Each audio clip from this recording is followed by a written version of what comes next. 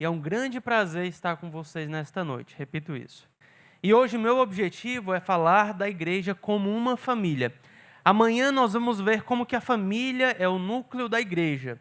E hoje nós estamos pensando em como a igreja, ela em si mesma, é uma família. Mas antes de chegarmos ao texto bíblico, permita-me citar aqui ou narrar um resumo de uma história que ao mesmo tempo é engraçada e reflexiva. No filme do Tigrão, lá do Ursinho Pooh, o personagem principal ele vive um dilema. Enquanto seus amigos estão ocupados com tantas tarefas, ele passa a se questionar: eu tenho uma família? Eu olho aqui para esses amigos, tem de tudo, tem urso, tem de tudo. Eu sou um tigre e não tem ninguém igual a mim. Então ele começa, durante toda a história, durante todo o filme, a escrever cartas, a procurar por parentes. Os dias vão se passando e nada acontece. E depois de ficar tão triste, seus amigos se disfarçam de tigres e vão para uma festa que ele faz para fingir que eram a família dele. Ele descobre tudo, fica mais triste ainda, mas no final das contas acontece uma reviravolta e finalmente ele se dá conta: esses meus amigos, estes que estão comigo, eles são minha família. Nesse sentido, família, pelo menos nesse sentido aqui, trata de um elo mais do que DNA, mais do que genética. Um elo de aliança, de compromisso e de amor. De uma maneira semelhante, a palavra de Deus nos diz que nós temos uma família em Jesus. A igreja é uma família. Não no sentido de que nós compartilhamos do mesmo DNA, das mesmas características fenotípicas da nossa aparência. Não. Mas nós somos uma família porque existe um elo entre nós. E este elo é tão forte que mesmo que nós sejamos rejeitados pelos nossos parentes de sangue, mesmo que alguns de nós sejam órfãos, mesmo que nós estejamos sozinhos neste mundo, no final das contas não estamos sozinhos, porque nós temos uma família em Cristo, com um elo que supera, não elimina, enfatizo isso, mas supera até mesmo os nossos vínculos sanguíneos. E é exatamente sobre isso que Jesus nos ensina em Marcos capítulo 3, do verso 31 ao 35. Nessa passagem, o Senhor ele faz uma declaração surpreendente. Ele diz quem são seus verdadeiros parentes. E agora eu me dirijo a esse texto. Peço que vocês abram suas Bíblias e leiam juntamente comigo. Marcos, capítulo 3, do verso 31 ao 35. E diz assim: Nisto chegaram a mãe e os irmãos de Jesus, e tendo ficado do lado de fora, mandaram chamá-lo.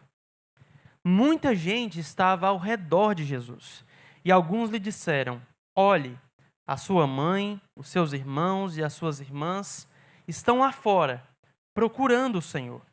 Então Jesus perguntou: quem é a minha mãe e quem são os meus irmãos? E olhando em volta para os que estavam sentados ao seu redor, disse: eis minha mãe e meus irmãos. Portanto, aquele que fizer a vontade de Deus, esse é meu irmão, minha mãe, minha irmã e minha mãe. Então esse texto, ele responde uma pergunta. Que pergunta é essa? O que define a família de Jesus? O que é que define a família de Jesus? E para isso, Marcos ele vai utilizar uma estratégia literária que as pessoas gostam de chamar de sanduíche. O que isso quer dizer? Ele começa falando de uma história, de um tema, ele muda para um outro tema, e finalmente ele termina isso voltando para o que ele havia dito inicialmente. Então ele pega um tema, muda para outro e volta para o mesmo tema. Aqui acontece isso. Do verso 20 ao 21, ele vai falar sobre a família de Jesus. Olha o que diz aí. Então Jesus foi para casa, e outra vez se ajuntaram uma multidão, de tal modo que nem podiam comer. E quando os parentes de Jesus ouviram isso, saíram para prendê-lo, porque diziam: está fora de si. Então aqui, Marcos ele escreve para nós, a família de Jesus ouvindo notícias do ministério dele, que ele estava servindo de uma maneira aparentemente louca, porque ele estava deixando de comer, seus discípulos não comiam para servir a galera. Eles ficam assustados com isso e vão para prender Jesus. O leitor então está curioso, o que vai acontecer? Só que ele pausa esse assunto, essa história da família de Jesus, e vai no verso 22 tratar do embate entre Jesus e os fariseus. Os fariseus acusam Jesus de ser empoderado pelo diabo. E eles blasfemam contra o Espírito Santo a fazer isso. Então Marcos ele muda. Aí depois ele volta a falar da família de Jesus. Ele volta a tratar da família de Jesus. Nos versos 30 ou 35. 31 ou 35. Então, família de Jesus, Jesus e os fariseus, e depois família de Jesus. E esse intercalar diz respeito a um ponto que há de semelhante nas duas histórias. Tanto a família de Jesus, os seus parentes sanguíneos, quanto os fariseus são obstáculos em seu ministério, se opõem ao ministério de Jesus, em níveis diferentes. Os fariseus, eles ultrapassam uma linha de incredulidade total. Eles blasfemam contra o Espírito. Os parentes de Jesus não cruzam essa linha, mas acham que ele está louco. Não chamaram ele de endemoniado, como os fariseus, mas acham que ele está louco, como diz aí o verso 21. E, do verso 31 ao 35, eles aparecem como um obstáculo prático ao ministério de Jesus, interrompendo o seu ensino, tentando tirá-lo do meio da multidão. Enfim, eles são um obstáculo ao ministério de Jesus, de uma maneira semelhante, não igual aos fariseus, não igual, mas estão aí enquadrados nesse mesmo tópico. Mas o verso 31, então, corta a fala de Jesus com os fariseus e volta de novo para tratar dele e sua família. E diz assim: nisto chegaram a mãe e os irmãos de Jesus, e tendo ficado do lado de fora, mandaram chamá-lo. O leitor, então, nós devemos nos deparar com essa informação e a família de Jesus chegou. E agora? O que vai acontecer? Há uma expectativa sendo criada. Algo importante na história vai acontecer, um novo desenvolvimento. Há uma tensão aqui entre Jesus e os seus familiares. E como isso vai ser resolvido? Antes de nós chegarmos à resolução, perceba que Marcos ele se dá o trabalho de nos dar algumas informações. Entre elas, quando os familiares de Jesus chegam, eles não vão para perto dele. Eles ficam de fora, do lado de fora, longe da multidão e longe de Jesus. Por conta de uma impossibilidade geográfica, mas também, Marcos, ao nos dar essa informação, ele também nos mostra que os familiares de Jesus não fazem parte do seu círculo íntimo, não fazem parte dos seus discípulos, não fazem parte nem mesmo da multidão que se aproximava de Jesus. Haverá então em todo o texto um contraste entre os que estão fora e os que estão dentro. A multidão, os discípulos, dentro, próximo de Jesus. E os seus familiares, do lado de fora. É aí que eles ficam. Porque eles ainda não pertencem ao grupo de discípulos de Jesus. E se nós compararmos isso com o Evangelho de João, João vai dizer que os seus irmãos não criam nele. Depois vão crer. 1 Coríntios 15, nós temos pelo menos o relato de Tiago, que se converte ao Senhor, irmão de Jesus. Judas vai se converter também, um dos irmãos de Jesus se chama Judas. Mas pelo menos nesse contexto aqui, os irmãos de Jesus não criam nele. Maria, até onde nós sabemos, era uma crente. Se a gente comparar com o relato de Lucas, capítulo 2, a maneira como ela responde ao anjo, a maneira como ela cria o Senhor Jesus, tudo indica que ela era uma crente. Mas nesse momento, a sua fé ela foi deficiente. Nesse momento de Marcos capítulo 3, a fé de Maria foi uma fé deficiente. Ela não foi capaz de barrar ou repreender os seus outros filhos, os meio-irmãos de Jesus. Não sabemos o porquê. Marcos não vai nos dar essas informações. Talvez ela tenha tentado conciliar os filhos, talvez ela realmente estranhou o ministério de Jesus. De qualquer forma, ela aparece aqui numa posição negativa, indo junto com os irmãos interromper o que Jesus estava fazendo. E tanto ela quanto os irmãos ficam de fora, esperando que Jesus deixasse o que estava fazendo e fosse atendê-los. Essa não é uma atitude correta, nem mesmo para os familiares de Jesus. De algum modo, parece que esses familiares acreditam que vão ter algum acesso privilegiado a Jesus. Além de ficar de fora, o texto vai dizer que eles mandam chamá-lo. Eles vão ficar lá. E eles querem que Jesus é que venha em direção a eles. E como nós vamos ler no restante do texto, esse pedido provavelmente não foi atendido em nenhum nível. Depois do verso 31, toda a história vai se concentrar em Jesus conversando com a multidão. A família sanguínea de Jesus some do texto. Simplesmente some. Então, eu não sei se algum católico romano esteja nos visitando nessa noite. Não, se estiver nos visitando. Mas não tome o que eu vou falar agora de maneira ofensiva. Mas uma frase muito comum no meio católico é: pede à mãe que o filho atende. Se você pedir à mãe, o filho vai atender. No sentido de que Maria, por ser mãe de Jesus, tem uma certa relação de autoridade. Ou mesmo de um caminho mais privilegiado a ele. Mas não é isso que nós vemos nesse texto.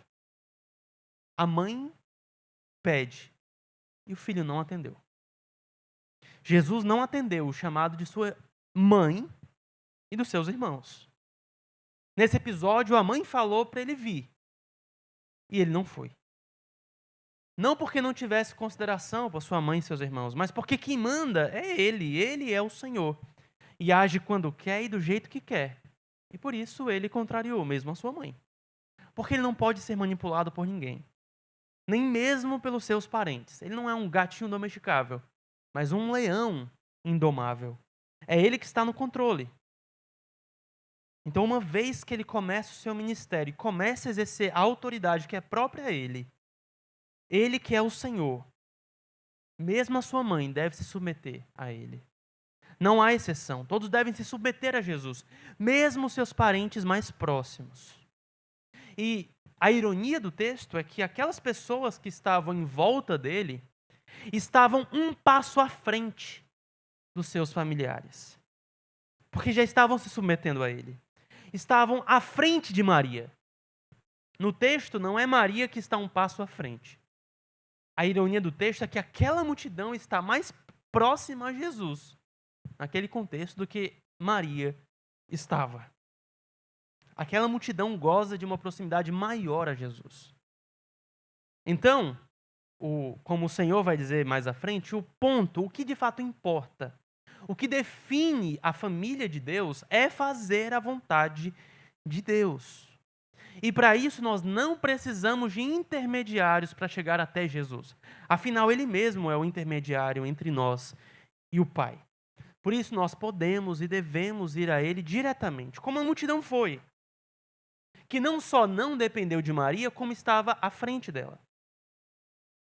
O verso 32 nos diz o seguinte: muita gente estava sentada ao redor de Jesus e alguns lhe disseram: olhe, a sua mãe e os seus irmãos e as suas irmãs estão lá fora, procurando o Senhor. De fato, os familiares estão o procurando. Mas não se procura a Jesus de qualquer jeito. Eles deveriam entrar na multidão, deveriam se submeter a Ele, não esperar o contrário. Então, uma vez que você veja esse exemplo dos familiares de Jesus, aprenda a não se aproximar de Jesus de qualquer jeito. Ele não virá a você da forma como você quer. Se ele não fez isso com Maria e seus irmãos, ele não vai fazer com você. Ele é o Senhor e sempre estará no controle. Então, ao se aproximar de Jesus, seja humilde. Submeta-se a Ele. Submeta-se ao modus operandi dele. E não espere que ele se submeta aos seus caprichos. Porque ele é aquele que quebra expectativas. Quebrou dos seus familiares de sangue, quebrou a expectativa deles. E quebrará as nossas, se agirmos como eles. Mas, um ponto positivo é que a multidão, e nós podemos nos identificar com a multidão, aparece como o grupo mais positivo da história. Mesmo assim, eles questionam Jesus, eles estão achando a cena estranha. Eles ouvem que os familiares de Jesus estão procurando, o mais normal, especialmente naquela cultura, era Jesus parar o que ele estava fazendo e atender a sua mãe, atender os seus irmãos. Mas não é o que acontece. E por isso aquela multidão interroga Jesus. O que está acontecendo? Mas antes de nós vermos qual foi a resposta de Jesus, eu queria trazer uma observação. Perceba que Jesus é alguém acessível. Ele recebe as pessoas. Ele recebe uma multidão e não joga ninguém fora. Jesus acolheu estranhos. Jesus acolheu pessoas que ele não conhecia. Pessoas fora do seu círculo de amizade e familiar. E agora é isso que está em jogo. Há um grupo pequeno fora e um grupo grande perto. A quem Jesus vai dar prioridade? A própria multidão acredita que Jesus vai dar prioridade aos familiares de sangue. E não a eles que estão lá próximos a Jesus. Por isso que eles falam para Jesus: olha, ei, preste atenção. Sua mãe e os seus irmãos estão aí. Na cabeça deles, Senhor, você está com a gente. Mas nós acreditamos que a prioridade deve ser dada mesmo à sua mãe e aos seus irmãos. Você não está vendo que eles estão ali te procurando? Eles chamam a atenção de Jesus. E agora, na resposta dele, ele vai chamar a atenção deles ao inverso. O verso 33 diz o seguinte: então Jesus perguntou: quem é minha mãe e quem são os meus irmãos? Jesus vai responder à multidão, mas ele não responde à família dele. A família dele realmente some da história. Não há qualquer resposta de Jesus para Maria ou para os seus irmãos. Não há. Jesus não se dá o trabalho de respondê-los. Jesus vai responder à multidão. Já começa invertendo a coisa aí. E assim, ao fazer uma pergunta, ele também vai esclarecer o modo pelo qual ele compreende prioridade e relacionamentos.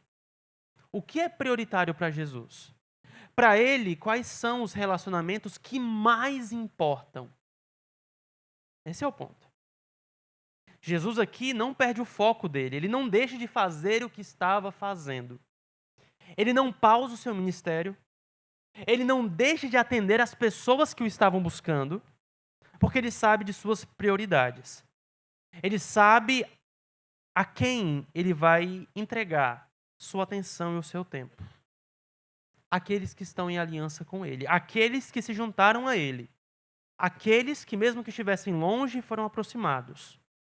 Jesus aceita aquelas pessoas que estão ao redor dele. Ele aceita e diz que elas são importantes para ele, a tal ponto que não vai desprezá-las e não vai deixá-las, mesmo para atender a sua família. Porque para ele, a sua família espiritual, digamos assim, é a sua prioridade. E cuidar de suas ovelhinhas era o que havia de mais importante para ele. Tão importante que ele estava disposto a deixar os seus parentes de sangue esperando. Isso aqui é algo radical. E esse é o amor, o cuidado e a consideração afetuosa que Jesus tem por aqueles que o seguem, que ele tem por nós, que fazemos parte de sua família da fé. Preste, portanto, muita atenção nesta atitude de Jesus. Ele é o pastor perfeito, com um coração tão cheio de amor para suas ovelhas. E entendam isso, os homens podem até nos decepcionar. Nós somos imperfeitos. Mas olha para Jesus, ele nunca decepciona. Ele nunca rejeita ou se esquece dos seus. Ele sempre está lá quando as suas ovelhas precisam dele. Ele é o pastor que nunca falta e que nunca deixa o seu povo só ou desamparado. Nesse Jesus, que deixou mesmo a sua família esperando para servir as pessoas, nesse Jesus você pode confiar. E assim, depois de fazer uma pergunta para a multidão, para revelar o próprio entendimento que ele tinha acerca disso, o verso 34 nos diz: e olhando em volta para os que estavam sentados ao seu redor. Jesus vai responder à própria pergunta que ele fez. Mas antes disso, ele primeiro dá aqui um 360, dá um olhar aqui, olha para todo mundo. E esse exercício de olhar é descrito por Marcos com um olhar interessado, com um olhar em que Jesus está pessoalmente envolvido. Ele está realmente olhando, se preocupando em olhar para aquelas pessoas. E ao fazer isso, ele já está demonstrando aceitação a elas. Está demonstrando consideração. Está olhando, visualizando os rostos e suspirando. E demonstrando compaixão. E depois então de olhar e visualizar cada uma delas e de mostrar compaixão e aceitação com esse olhar, finalmente ele vai responder. E ao responder, ele se utiliza de uma expressão semelhante que a multidão usou para falar com ele. Lembra que no verso 32 a multidão falou para Jesus: "Ei, sua família." Jesus, no verso 34, vai usar a mesma expressão: "Ei, minha família." A multidão chama a atenção de Jesus para a família dele que está lá fora. E Jesus agora inverte isso e chama a atenção da multidão para a família dele que está dentro e próxima a ele. É muito interessante isso. A multidão fala: "Ei, sua família." E Jesus agora: "Ei, olha, minha família." Jesus, de fato, quebra as expectativas e inverte demais as coisas. Eles estão olhando lá para fora e Jesus traz o olhar deles para dentro. Esquece. Os que estão lá fora não são minha família. Vocês são. Isso é muito pesado, gente. Isso é grave. Isso é forte. Isso é radical. Jesus vai redefinir a visão da multidão sobre relacionamento e sobre eles mesmos. Jesus vai conduzi-los ao entendimento de que eles mesmos são família dele. Uma família com um laço que supera, não elimina, mas supera mesmo os laços de sangue. Jesus olha, aponta para aquela galera e diz: "Aqui está a minha mãe. Aqui estão os meus irmãos." Ele chama aquela multidão de mãe e de irmãos. Uma multidão outrora desconhecida, mas agora chamada de mãe e de irmãos. Olha o privilégio que Jesus nos dá.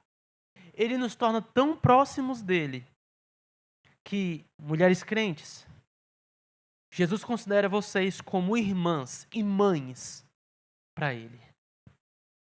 Vocês são irmãs e mães de Jesus. É ele que está dizendo. Olha esse privilégio. Homens crentes, Jesus considera vocês como seus irmãos.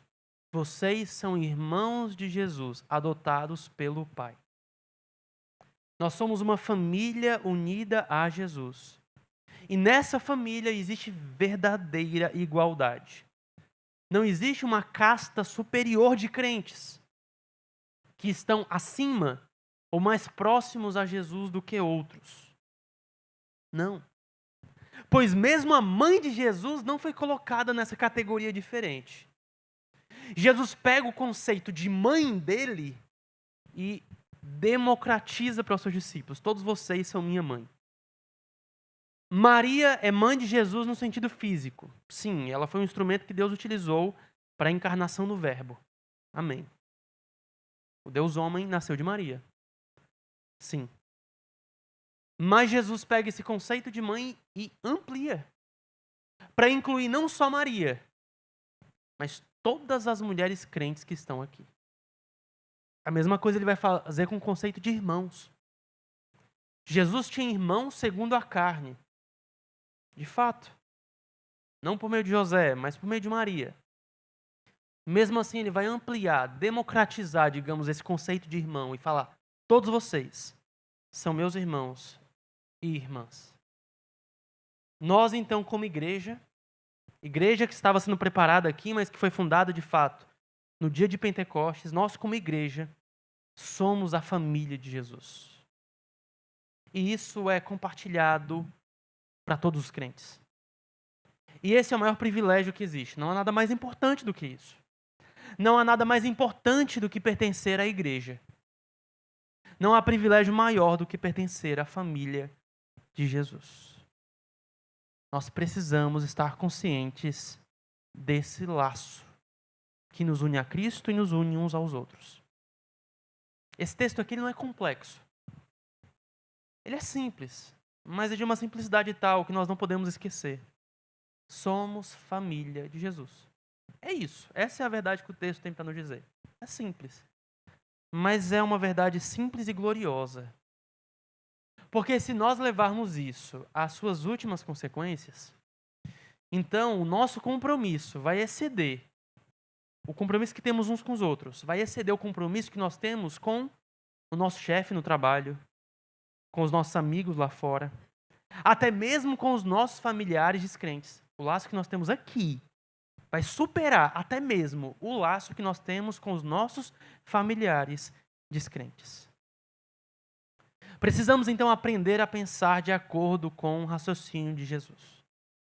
Nós temos uma família, nós temos um povo, nós temos laços que superam os laços de sangue e nós precisamos viver à luz disso, levar isso a sério. No final das contas, as pessoas mais próximas a nós devem ser nossos irmãos em Cristo. E quando nós nos chamamos de irmãos, não pode ser apenas da boca para fora, não pode ser apenas uma teoria, tem que ser real. Porque, da perspectiva de Jesus, é real. Sim, nós devemos ter contato com os descrentes, claro. Mas o nosso contato com os descrentes não pode ser maior ou mais profundo do que os relacionamentos que nós temos com crentes. De verdade. Eu não consigo compreender, não entra na minha cabeça. Quando eu vejo um crente sendo mais próximo, sabe? Não é que você não possa ter amigos descrentes. Mas quando eu vejo um crente que é mais próximo de descrentes do que de irmãos na fé, isso não entra na minha cabeça. Tem um problema e precisa confessar, em vez de procurar um irmão, vai procurar um descrente. Quando quer ter um tempo de intimidade profunda, de passar muito tempo junto, a prioridade são amigos descrentes do que os irmãos da fé. Não faz sentido. Se talvez você tenha mais prazer em estar com pessoas de fora da família da fé do que estar junto conosco, se para você é mais legal, é mais massa estar com descrentes do que com crentes, talvez você seja um descrente. Talvez você seja um descrente. E por isso que você acha tão bom estar com descrentes. Porque você se sente acolhido. Você se identifica na impiedade deles. Mas se você ama Jesus, você vai amar a família dele, que é a igreja. E você vai amar para valer. E você vai estar com esse povo. E você vai viver com esse povo. E você vai chorar com esse povo. E você vai servir este povo. E você vai estar com esse povo para o que der e vier. Porque uma das coisas que Jesus veio fazer, uma das coisas pelas quais ele veio morrer na cruz do Calvário, foi para formar uma nova família. Jesus veio formar uma nova família. Isso faz parte da missão dele. E o Espírito Santo foi dado a nós para nós sermos um. Para nós sermos uma família de fato. Por isso não é estranho que a gente conheça crentes e tão pouco tempo a gente se une, a gente se junta, a gente se ama. É o Espírito Santo que habita em nós, que aplica em nós um dos benefícios do Calvário, que é a unidade e o amor que nos faz família. Isso se aplica à igreja, ao conceito de igreja cósmica, igreja universal. Jesus tem uma só família nos céus e na terra, do Pentecostes até o arrebatamento. Uma igreja. Mas essa igreja universal se manifesta em igrejas locais. Então, o melhor lugar e o melhor contexto para nós vivermos essa unidade da igreja é no contexto da igreja local. Porque é fácil você falar, eu amo a igreja de Jesus, nesse âmbito universal. Se você não busca viver isso de fato no âmbito local, da igreja local. Deve de fato haver nessa igreja local amor e unidade tais que aqueles que visitem e passem um tempo com vocês consigam perceber que existe de fato um vínculo especial entre os membros dessa igreja, um vínculo sobrenatural. Um tipo de amizade e parceria que de fato chame a atenção dos de fora. E eles vão perceber que vocês são muito legais e hospitaleiros e que tratam bem os visitantes. De fato, nós vamos tratar bem a todos. Mas que ao mesmo tempo existe um vínculo que não se equipara com um relacionamento que possa se ter com os visitantes. Há um relacionamento próprio da membresia. Há um tipo de amor, de serviço, de cumplicidade, de unidade que é próprio dos membros da igreja. Como Gálatas 6, verso 10 vai dizer: enquanto tivermos oportunidade, façamos o bem a todos, mas principalmente aos da família da fé. Nós vamos fazer o bem às pessoas de fora, nós vamos cuidar da comunidade desse bairro, do bairro de Fátima. Mas especialmente, vamos cuidar uns dos outros. Vamos ser próximos uns dos outros. Vocês são a prioridade. Vocês no sentido de igreja local. Alcançaremos os de fora, amaremos os de fora, cuidaremos dos de fora.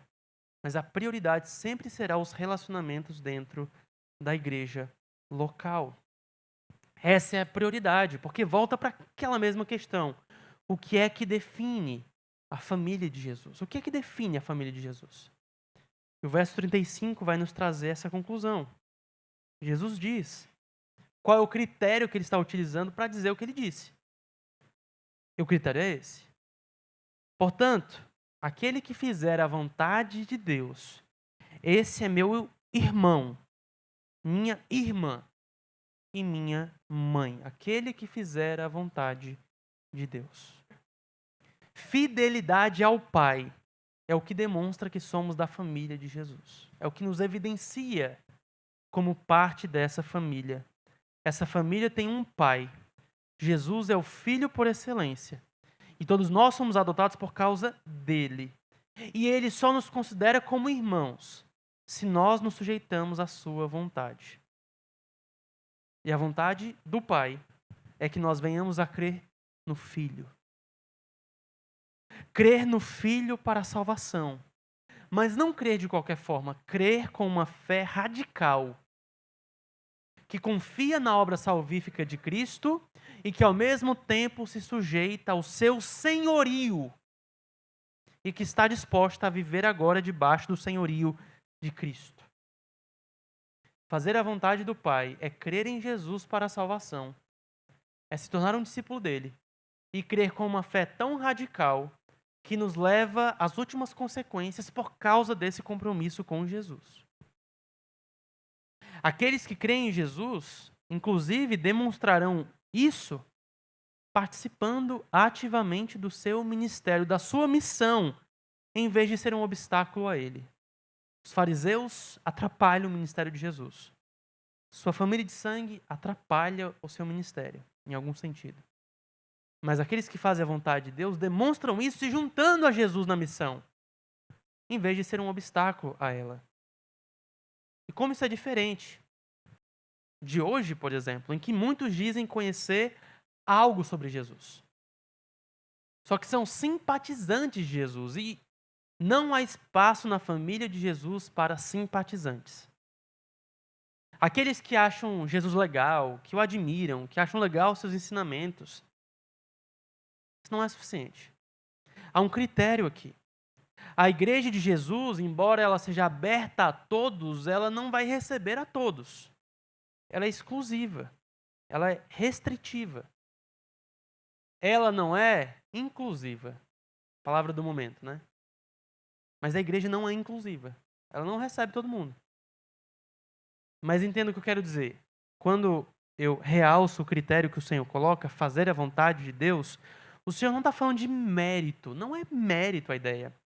Na verdade, fazer a vontade de Deus começa quando eu reconheço que eu não tenho mérito, que eu sou um pecador miserável, que eu estou perdido, que minhas obras não vão me salvar, que Jesus veio me salvar justamente porque eu não posso me salvar, que é só a graça dele, baseada na morte dele, recebida somente pela fé nele.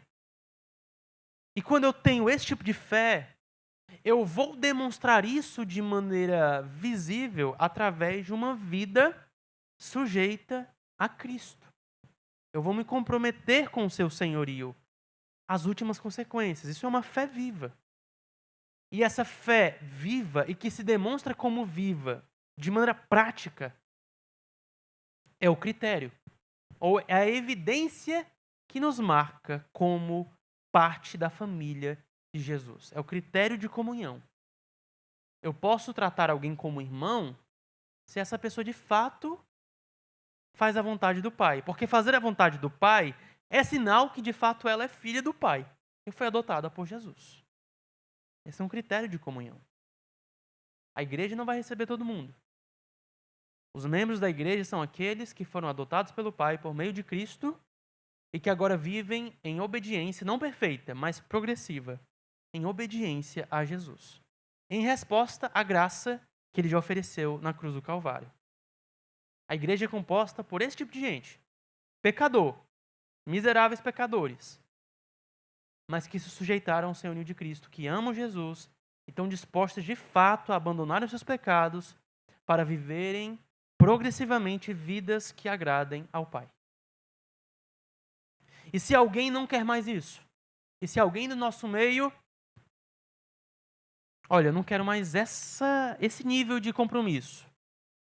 Eu até gosto de Jesus, acho legal as músicas, fiz a oração do pecador, levantei a mão, mas eu não quero renunciar aos meus pecados. Eu não quero aprender a palavra de Deus e não quero me sujeitar à palavra de Deus. Não quero mais. Quero viver no meu conforto. No máximo eu vou no domingo à noite cantar uns hinos, ver a galera, mas eu vou viver a minha semana do jeito que eu quero. Eu vou me entregar à gula, à imoralidade, à ganância, ao materialismo, ao secularismo. Eu vou deixar a minha mente ser governada por pressupostos antibíblicos. Mas domingo à noite eu estou com vocês. Qual deve ser a resposta da igreja para essa pessoa? Acredito que é aquilo que o Senhor nos ensina em Mateus 18. Essa pessoa deve ser considerada gentil e publicana, ou seja, deve ser tratada como um descrente. Deve ser vista como não parte da família de Jesus. Ou como Paulo vai dizer em 1 Coríntios 5, deve ser entregue ao diabo. Sabia que a Bíblia diz isso? Que pessoas devem ser entregues a Satanás? Difícil não ouvir isso na era da inclusão? Na era da inclusão, uma igreja que exclui, que entrega a gente para o cão? É isso aí. Por quê? Porque família não entra todo mundo. Para pensar, família é um grupo específico. Se todo mundo faz parte dessa família, ninguém faz parte dessa família, porque essa família não existe. Família é um grupo específico. Há um elo que une. Qual é o elo que une a igreja? Compromisso com a vontade de Deus. Se esse elo for abandonado, a igreja não existe. A igreja deixa de existir. Que isso não aconteça, mas se da noite para o dia, essa igreja aqui deixasse de amar Jesus, deixasse de ter a Bíblia como regra de fé e prática, e não se comprometesse mais com a vontade de Deus, nesse mesmo dia essa igreja deixaria de ser uma igreja. Não seria mais igreja. Seria um clube social, um grupo religioso, uma ONG, mas igreja não.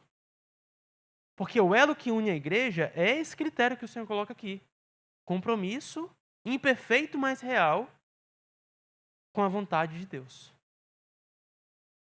Então, se nós negligenciarmos isso, ou flexibilizarmos esse critério, em algum momento deixaremos de ser o que nós somos. Deixaremos de ser igreja. Por isso que nós não flexibilizamos. Por isso que o Novo Testamento é tão sério e grave com esse ponto. Somos amorosos, damos chance de arrependimento, confrontamos o pecador sozinho, depois com 2 ou 3 testemunhas, depois com toda a igreja. Amamos, oramos, lutamos, mas quando chega um ponto de incredulidade, de rebelião deliberada, essa pessoa não é parte da família de Jesus. E a rebelião dela só demonstra que ela não pertence a esse grupo. E isso assegura a saúde da igreja. Isso assegura que a igreja seja de fato uma família. Não negligencie a disciplina eclesiástica. A disciplina eclesiástica é o que mantém uma igreja pura e é o que mantém uma igreja uma igreja. Eu tenho um ponto que eu queria trazer aqui também. Eu não sei se há visitantes, eu não sei se há alguém aqui que tem visitado essa igreja, mas que ainda não se tornou um membro. Talvez ainda nem confessou a Cristo. Deixa eu te falar. Você está associado a Jesus de alguma forma. Você convive com Ele de algum modo. Você convive com o povo dele. Mas só conviver com Jesus não é suficiente. Seus irmãos conviveram com Ele durante anos e estavam fora. Você talvez ainda esteja fora. Você talvez ainda não confiou na morte dele, somente nele, para a salvação. Você talvez ainda não viu o quanto está falido longe dele. Quanto você precisa desesperadamente do sangue dele, lavando o seu coração imundo pelo pecado. Talvez, juntamente com isso, você não se submeteu ao senhorio de Jesus. Você ainda quer ser senhor da própria vida. E quer guiar a sua vida por meio do seu coração enganoso. Mas que essa noite seja uma noite em que você seja desafiado, espero que esteja sendo, a assumir um compromisso real com Jesus. A se comprometer com Ele. A fazer uma aliança com Ele. É o que Jesus quer de você. Porque Jesus, Ele quer uma família. Ele não quer apenas simpatizantes. Ele não quer apenas colegas. Ele quer família. Ele derramou o sangue precioso dele para formar uma família. Isso aqui é muito interessante. Jesus, com seu sangue, nos livra do inferno. Mas não para por aí. Ele também nos torna família dele. Então, assuma esse compromisso de ser parte da família de Jesus. Primeiramente, assumindo o compromisso com o próprio Jesus como seu Senhor e Salvador. E uma vez que você pertence a esse grupo, a essa família, viva como família. E aqui é um chamado para toda a igreja. Vamos viver como família na prática. A comunhão é uma das marcas de uma igreja saudável. Vamos ter mais contato uns com os outros. Vamos ter mais tempo juntos. Vamos nos servir mais. Vamos usar os nossos dons para edificação mútua. Vamos contribuir financeiramente quando o irmão estiver passando por dificuldades. Vamos estar juntos em momentos difíceis. Tem alguém doente? Vai visitar. Tem alguém chorando? Vai chorar junto. Mas vamos também compartilhar momentos de lazer. Vamos jogar bola, vamos para a piscina, vamos fazer um churrasco legal. Vamos estar juntos de várias formas possíveis. Porque a saúde de uma igreja deve ser medida pela profundidade dos relacionamentos dos seus membros. Porque se uma igreja é uma família, então eu posso medir a saúde dessa igreja pelo nível de relacionamento que existe entre os seus membros. Então, nos aproximando e chegando de fato à nossa conclusão, podemos dizer que os parentes de Jesus estavam olhando para ele apenas como um parente. E hoje as pessoas também querem vê-lo apenas como um mestre, um filósofo, um ativista, enfim, há tanta coisa. Mas ele é muito mais do que isso. Ele é o Messias prometido, o Filho de Deus, que veio para fazer muito mais do que ensinar bons princípios. Ele veio para formar uma família focada e ligada pelo Evangelho. E a minha pergunta, você faz parte dessa família? E se você faz parte dessa família, isso não vai anular os seus laços sanguíneos, mas vai superá-los. Como na história do Tigrão e do Sinhupu. Mesmo que nós não tenhamos a mesma aparência uns dos outros, mesmo que não compartilhemos do mesmo DNA, o Weber infelizmente não teve a sorte de ser tão bonito quanto eu. Tô brincando, viu? Mas nós somos família por causa do nosso compromisso que temos com o Evangelho de Cristo. E isso é suficiente. Portanto, assim termina a primeira mensagem dessa conferência. Vamos viver como família. Que isso seja real. Porque da perspectiva de Jesus, já é real. Amém? Que Deus os abençoe e nos vemos amanhã.